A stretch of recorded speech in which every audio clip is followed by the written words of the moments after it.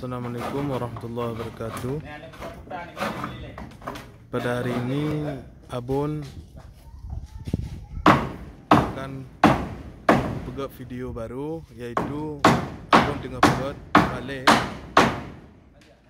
di daerah Serambi Aceh. Yang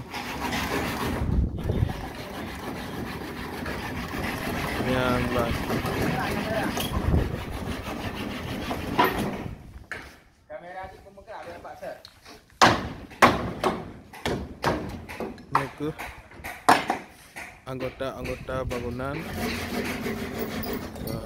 tukang,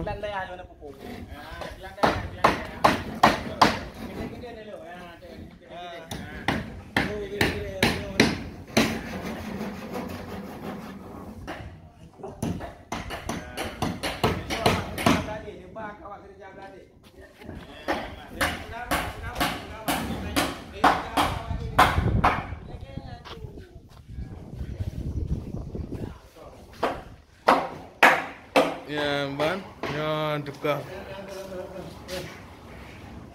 Wah.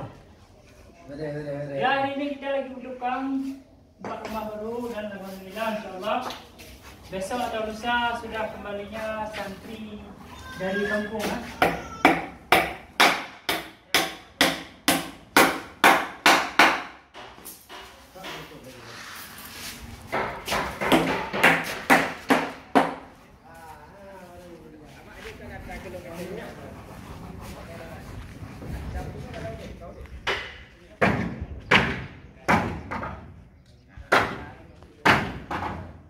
Ya, bang. Suasana di daerah Serambi Aceh. Ya, pegang lakukan ni, Beo. Ke video tu.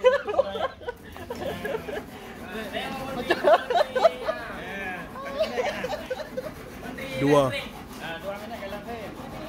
Bang. Ini jalan. Ini jalan.